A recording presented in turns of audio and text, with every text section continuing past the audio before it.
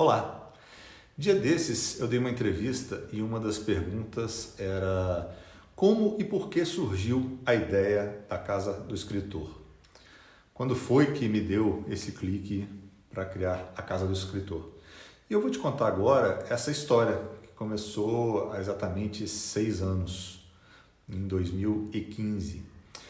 No ano anterior, 2014, eu tinha acabado de fechar a minha agência de propaganda, um negócio bem difícil para quem é pequeno, que já vinha se arrastando desde 2008, 2009. Eu já tinha 3 livros escritos, sendo que 2 deles eram voltados para escritores. Eu estava trabalhando em um livro como ghostwriter, mas sem muitas perspectivas dos rumos a seguir. Infelizmente, o rendimento dos livros não era suficiente para sustentar a minha família. Eu adorava e continuo adorando escrever sobre escrita e todas as suas nuances, a escrita criativa, a escrita analítica, o marketing de livros. E as pessoas me pediam dicas sobre publicação de livros, já que eu tinha escrito 2. Um dia, meio desesperado, eu resolvi fazer uma meditação em busca de inspiração. Eu tinha lido alguma coisa sobre isso e eu fui até a casa do meu pai, me tranquei em um dos quartos lá no fundo da casa e aquele dia eu fiz uma meditação que durou 5 horas ininterruptas. Eu não dormi, eu estava consciente, mas foi direto. Eu voltei para casa sem preocupação alguma e com a mente super tranquila. E foi ali que eu descobri o poder que a meditação tinha na superação de momentos conturbados.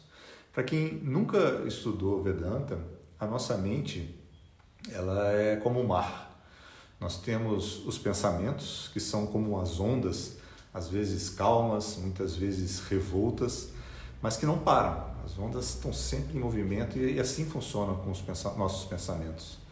Nós temos na memória aquelas informações guardadas que são como um mar profundo, onde a gente às vezes mergulha em busca de algo útil para ser usado em determinado momento. E existe também a crista de cada onda, ou seja, aquele instante onde a gente conclui um raciocínio ou temos uma ideia, desde as pequenas ideias até as grandes ideias que são capazes de mudar a nossa vida. Temos também o ego, uma ideia errada que nos faz pensar que nós somos independentes, como se a gente fosse mais ou menos uma poça d'água no meio do mar. Ao meditar, eu desliguei o ego, esse sentimento, aquele sentimento de posse que faz falar eu, meu e que os Vedas chamam de apropriação da experiência. Ao me desconectar disso, eu pude acessar uma parte da minha mente conectada ao todo e entender tudo o que eu deveria fazer. E estava lá tudo que eu deveria fazer. Naquele instante, eu tive a consciência do meu propósito, ajudar as pessoas a propagarem suas histórias, experiências e consciências através dos livros.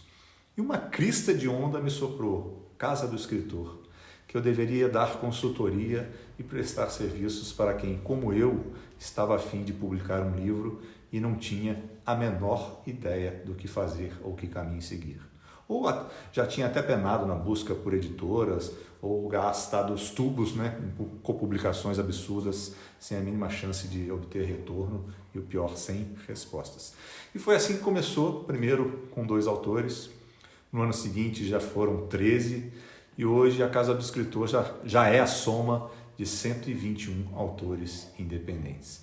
A gente troca experiências, faz promoções em conjunto, se avalia e nos tornamos mais fortes dia após dia.